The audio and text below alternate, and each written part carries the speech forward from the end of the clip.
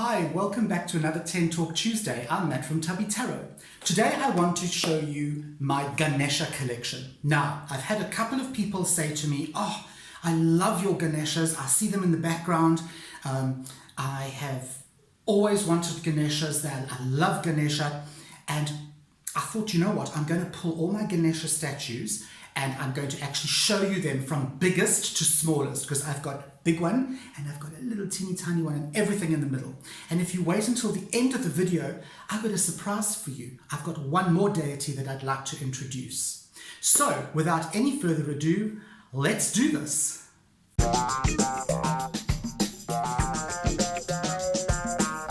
Ganesha. Ganesha is the elephant head god in Hinduism, and he has a very interesting little backstory.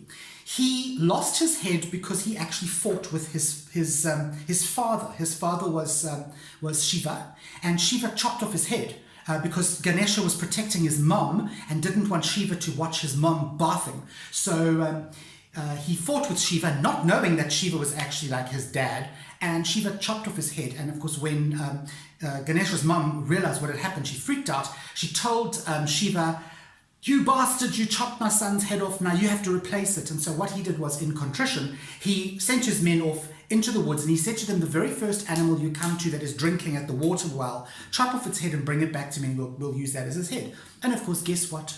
They found an elephant drinking, chopped off the elephant's head, brought it back, stuck it onto Ganesha's little chubby body, and voila, we have Ganesha, the elephant head god. He is so cute. And I'm going to start by showing you the very biggest Ganesha statue that I have, all right? And, oh, this is him here. There he is, all right? How adorbs is that? Okay.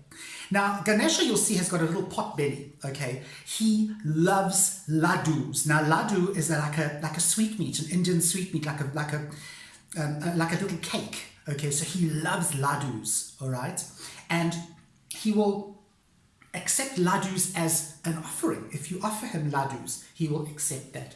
Now, on a lot of the little statues, you'll see a tiny little mouse. There you go, there he is there. Now, this mouse has a very interesting position in the story of Ganesha. That is Ganesha's steed. It's the little mouse that Ganesha rides into battle and into the town, wherever Ganesha's going. He rides the mouse. Okay, and there's a whole backstory on why he rides the mouse and how that came about and who the mouse actually is. And I honestly, as far as deities go, Ganesha's got the most wonderful backstories, and he's got the most wonderful sort of mythology behind him. And I really think, even if you're not that interested in Hinduism, go and check it out. You can Google it. So anyway, that's my biggest Ganesha statue that I've got, okay? And this is made out of resin. A lot of these statues are made out of resin and then just painted up, okay? The next size one is a lot more intricate, okay? And this is made out of a polymer resin. You can see it's not quite as big as the other one, but this one has got a lot finer detail, okay? And there is his little pot of laddus. There he's got his little laddus, okay? He has also got a far more intricate little mouse. Look, there's the mouse. Okay, there's his little mouse. And he's sitting, he's still got his pot belly, and he's got this beautiful chain around him. You'll also notice that he has many different hands.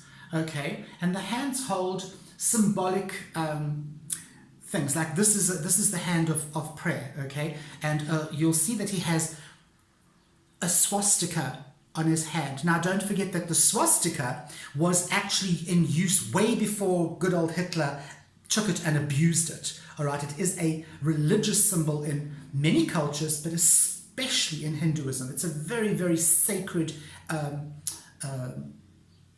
symbol. Okay, so there we have this one. He is sitting on a lotus leaf. You can see the beautiful lotus leaf that he is sitting on. All right, so there he is. The next one I have is, again, beautifully carved. This one is carved out of a very soft stone, okay? It's actually stone. It's like soapstone, but it's not soapstone. And here he doesn't have a mouse. The mouse is represented by a little picture.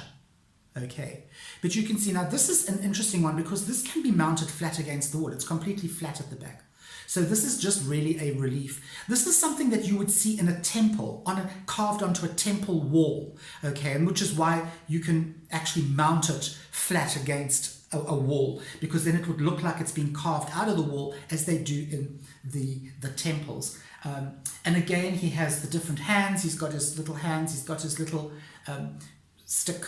Okay, I'm not going to go into too much detail about what each thing is because I'd love you to go and actually look up the backstory of Ganesha.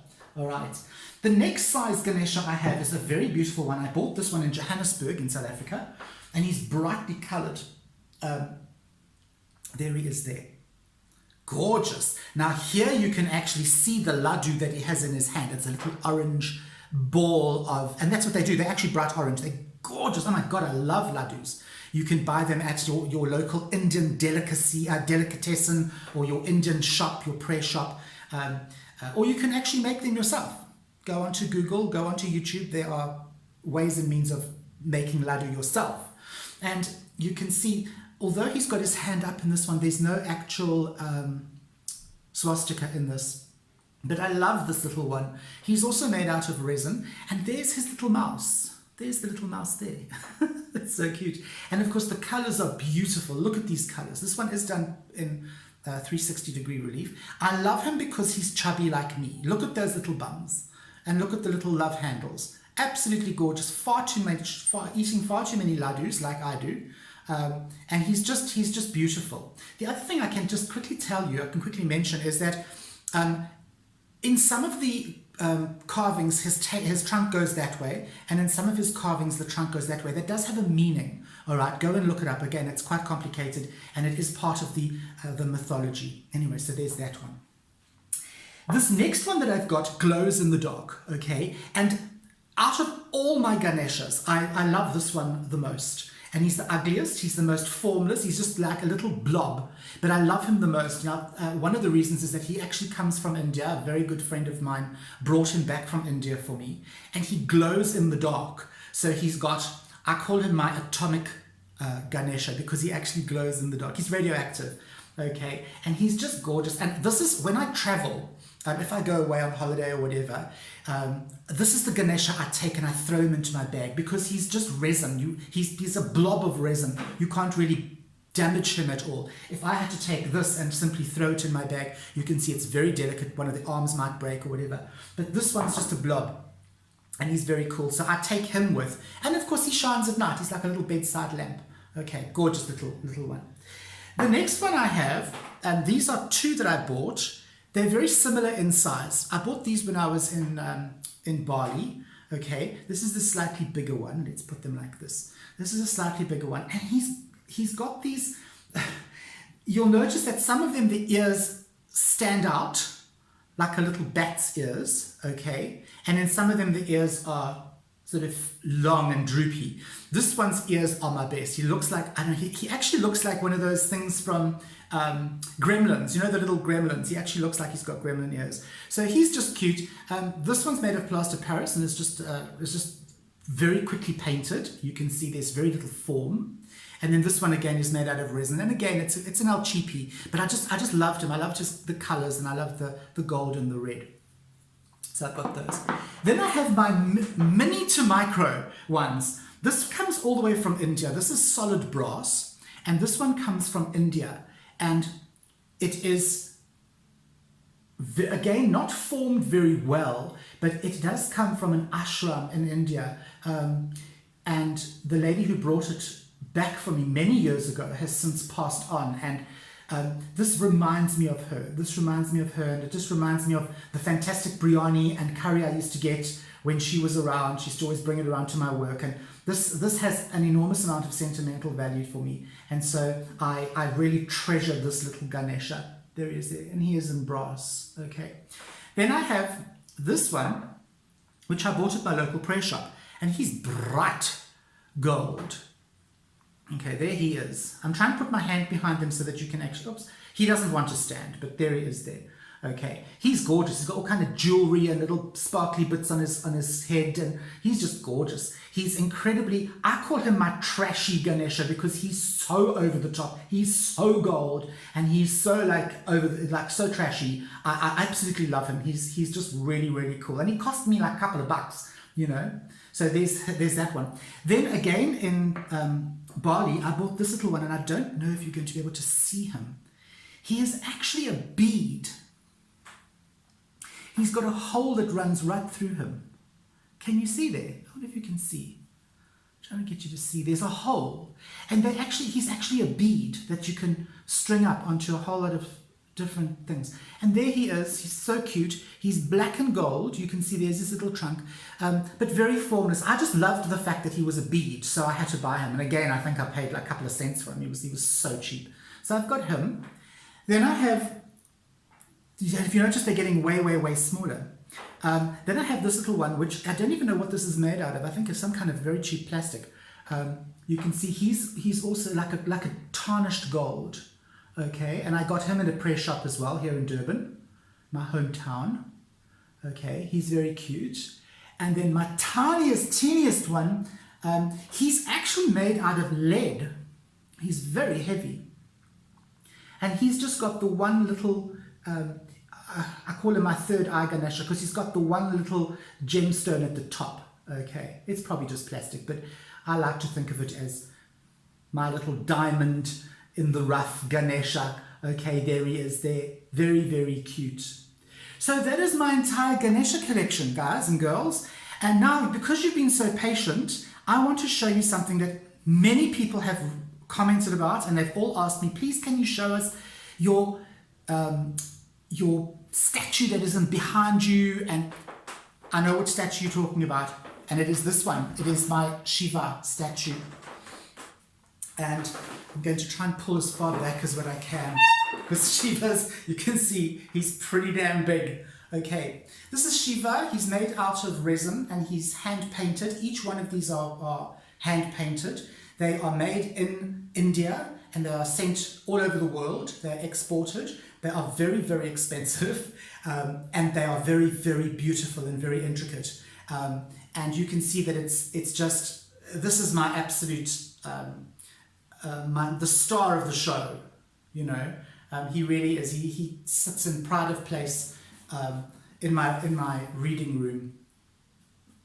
He also has a very interesting backstory, so I would go and maybe look him up as well. He's one of the Trimurti, which is the three main gods in the Hindu pantheon. All right, Shiva, Vishnu, and Brahma, and you can go and have a read about what he gets up to. All right, and funny enough, he is the father of Ganesha. So I love having him in the reading room with all my little Ganeshas. Okay, he kind of looks over them, and I think they kind of realize, hang on, my dad's here as well. So okay, so anybody who's asked me about showing them this beautiful carving, this beautiful statue that is always popping up in my videos. I don't know what's happening to my light. There he is there. Okay, I'm going to bring him really close so you can have a good look. How's that? There are pictures of him on my Instagram if you'd like to go and have a look. But yeah, he is my pride and joy. My absolute pride and joy. So there you got it, guys. My Hindu deities, specifically my Ganesha collection. I do hope you've enjoyed this. We've gone a little bit over time, but I hope it's been interesting. And you know who I am. I'm Matt from Tubby Tarot, and I will see you on the flip side.